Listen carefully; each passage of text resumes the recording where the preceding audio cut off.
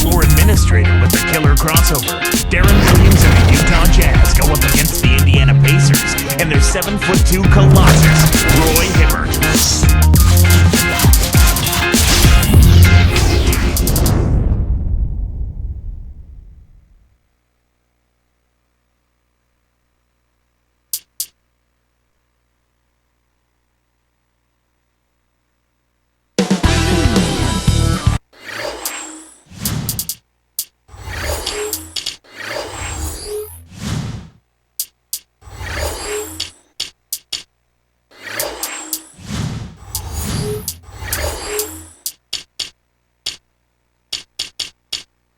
Arriving earlier was Darren Williams, the all-around sensational guard for the Utah Jazz.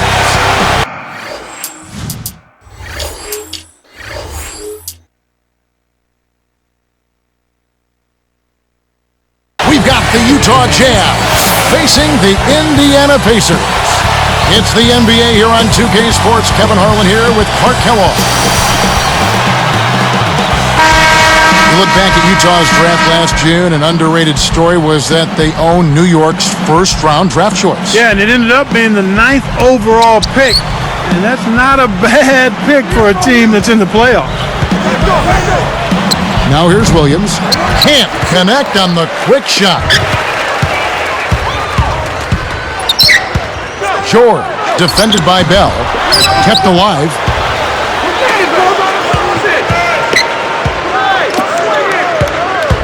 Here's Granger, and good with the shot. And the whistle blows for the contact and a chance for one more. Back to the pick for a team in Utah that's already gifted with young talent. Getting another young blue-chip talent is a tremendous boost. Well, you have to take advantage of those kinds of draft opportunities. I mean, it's really a luxury to get to the second round of the playoffs and still be able to add players that you think can help you immediately. The starters for the Utah Jazz, Darren Williams and Raja Bell in the backcourt. Andrei Kirilenko is out there with Memo Okur and Hayward. We'll go to Doris Burke now, who spoke with head coach Jim O'Brien. What's the news there, Doris?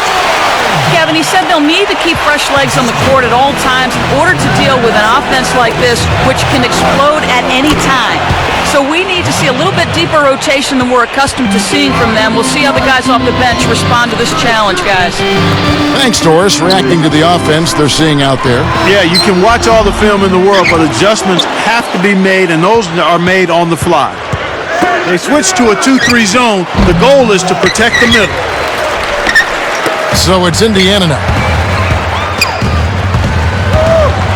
Stuffed. On defense, Indiana. It's taken away by Collison. Knocked loose.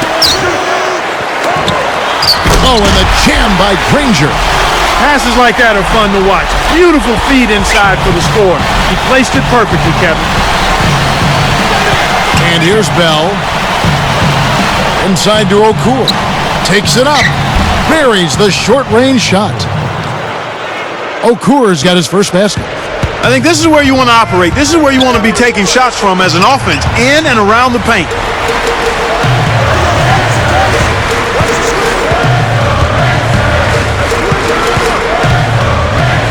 George, guarded by Kirilenko, scooped up. Here's George, connects from 13 feet out. He got the ball inside, and when the D closed in, he just kicked it out to the open man. Simple, but beautiful. Little different look here. Straight man-to-man defense. So it's Indiana now.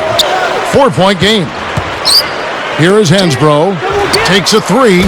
Kirilenko snatches it inside. With his shooting ability, he might as well have shot that one from half court. No chance. Outside Williams. He's covered by Collison. Williams gets the bucket. This is what happens when the defense lags. Wrong guy to give an opening to. The Pacers finished last season with a 9-21 record against the tough Western Conference. Well, we call it the Wild, Wild West, Kevin, and for good reason. You don't win games out there if you're not playing at a high level. The West has had an edge over the Pacers for a long time now. Indiana leading. Darren Williams, Clark, one cool customer. Yeah, I love the composure that he plays with, the maturity he plays with, and he's a competitive guy, but he never changes expression. I think he plays with a little bit of a chip on his shoulder, which is a positive thing. You like that, don't you? I love to see that, especially in your leading guard. 2 on the clock. Oh, it's a thing of beauty to watch him just rise up and put it down. Clark, doesn't it look like he's always having fun out there? Yeah, he's having a party. I mean, they might need to stock a spare backboard when this guy comes to town. Outside Kirilenko. A strong finish to throw it down, and he'll go to the line for one more. Roy Hibbert picks one up. And Williams, competitiveness, that's what you want from a team leader, isn't it? Without question, absolutely. You know he's not going to back down from anybody, and the team follows that lead that he establishes. He's not just strong-willed, but he's smart. He's a crafty, savvy player, and combines that with tremendous skill. That's why he's one of the premier point guards in the game. Here's Okur after Danny Granger's bucket. And you look at what they've done, or rather what they haven't done, it's hold on to the ball. They've had 4 turnovers already this quarter. George, he's guarded by Williams. Here's Hansbrough, and Darren Williams pulls it down. Jazz trail by 4, picked up by Collison. Williams kicks to Okur. Rebounded by Granger. There's another example, Kevin, of how they're hustling to all the missed shots to get an edge in the rebounding area. So the Pacers call timeout, their first of the game. Here we go, Pacers fans. Now coming on the court are your Pacers. And making a change here, the Jazz. Give it up and make some noise. Here is Collison, still looking to get on the scoreboard.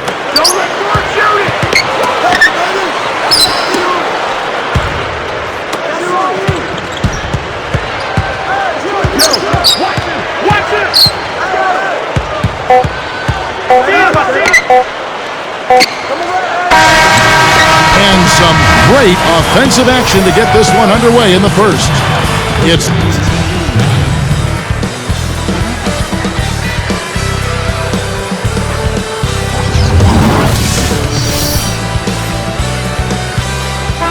and it's been a tight game as the second quarter gets going.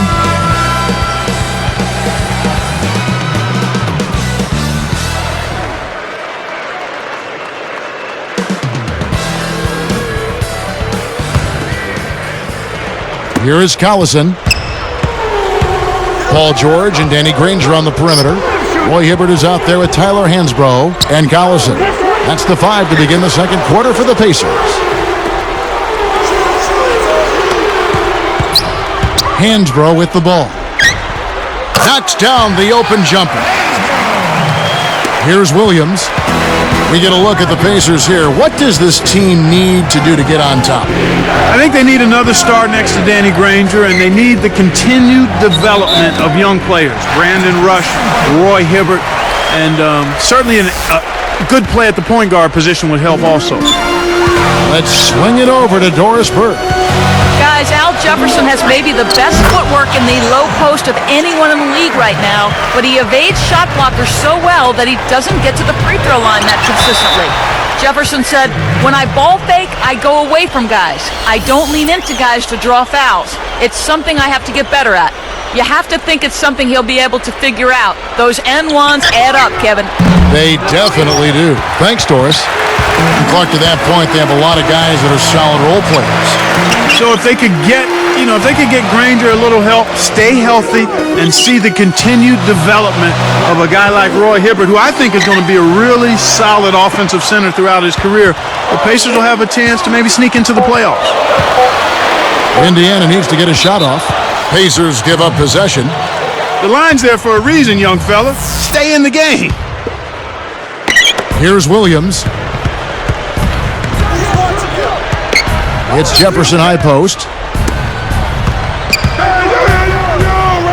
Here is Hayward. Granger covering. Hayward can't hit. They've really done a great job securing the rebounds, Kevin. They got the advantage right now, Clark, +5. Here's George. Oh! These guys are in the zone. They're taking it over. And for three, Bell. The shot misses. And Indiana will go the other way with it.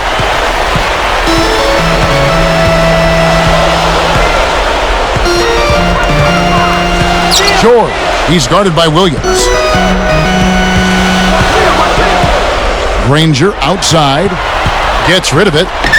4 on the clock. Granger right side. Now Hibbert. There's the buzzer, and that's a shot clock violation.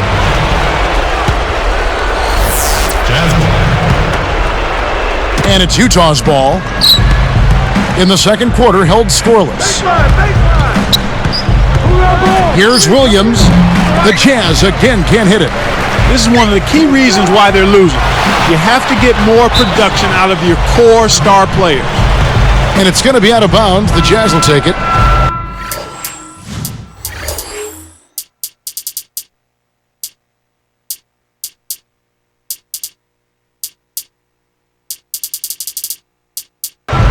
Looking at Danny Granger, a great wing player, taken out of New Mexico, taken number 17, in fact, by the Indiana Pacers, Clark, back in 2005. Boy, and that's a great value at that pick, Kevin. I mean, he's turned into their franchise player. 2 seasons ago was his big breakthrough. He was an all-star. They run their offense through him, and he's responded, finishing 5th in the league in scoring. And making a change here, the Jazz.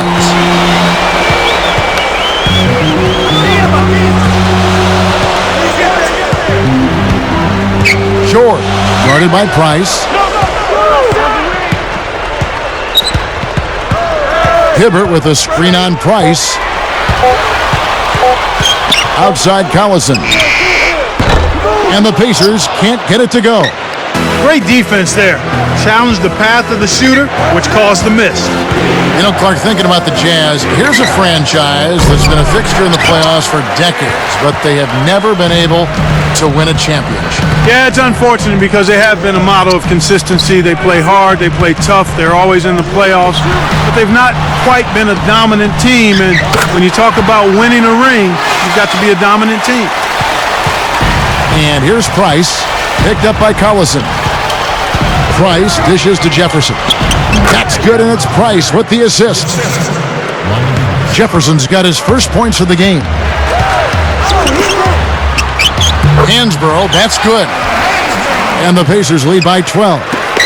Great vision on display there. The pass led him perfectly to the basket. That's how you do it. The lob was a little misjudged, and he couldn't get control of it. Here's George. Jefferson with some nice D. Well, the defense put pressure on him, and frankly, he'll miss some of those even when he's wide open. Tipped. Boy, the turnovers are piling up pretty quickly here.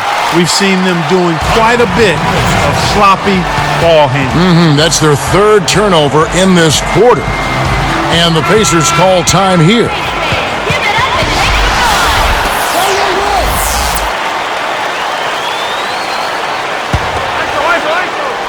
So it's Indiana now. Only giving up 2 points this quarter.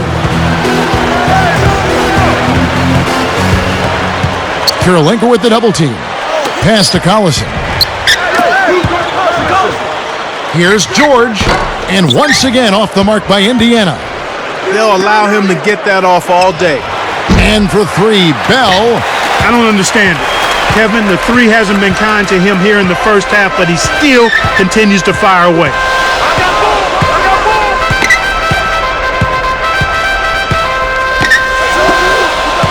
Now Hansborough.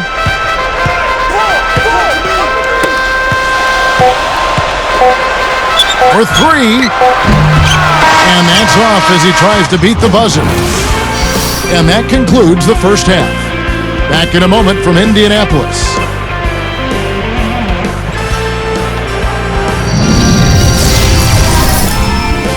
It's the HP Halftime Show. We got a lopsided game in Indianapolis.